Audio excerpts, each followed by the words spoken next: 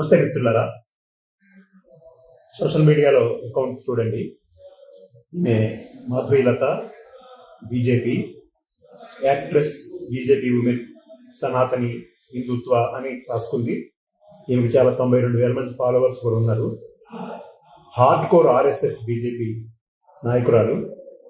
సాయిబాబా హిందువుల దేవుడు అయితే ఆయన్ని పూజించే వాళ్ళకి బుద్ధి లేదు, జ్ఞానం లేదు, సిగ్గు లేదు, శరం లేదు అనుకుంటూ, దెయ్యాలు భూతాలు అనుకుంటూ భాష మాట్లాడింది.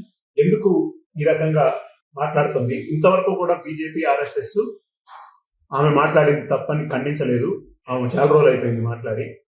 ఈరోజు ద్వేషం అనేది ఈ దేశంలో పెంచుతా ఉన్నారు. ఇతర మతాల వాళ్ళని తిట్టడమే ధ్యేయంగా పెట్టుకుని దాడులు చేయడానికే పరిమితమైనటువంటి వీళ్ళు ఈరోజు హిందూ మతంలో ఉన్నటువంటి షిర్డీ సాయిబాబా గారి భక్తుల యొక్క మనోభావాలను కూడా చాలా తీవ్రంగా దాడి చేస్తూ, నీకు ఇష్టం లేకపోతే ఇష్టం లేకపోవచ్చు, లేకపోతే నీ అభిప్రాయాలు చెప్పదలుచుకుంటే చెప్పు, కానీ ఇట్లా అందరినీ కూడా దయ్యాలు భూతాలని చెప్పి కించపరచడం అనేటువంటిది, నేను బీజేపీ నాయకురాలని చెప్పి నేను ఆర్ఎస్ఎస్ నాయకురాలని చెప్పుకోవడం అనేది, ఈ దేశం ఎట్టిపోతుంది, ఈ దేశాన్ని మీరు ఎటు తీసుకుపోదాం అనుకుంటున్నారు అనేది అర్థం కావట్లేదు.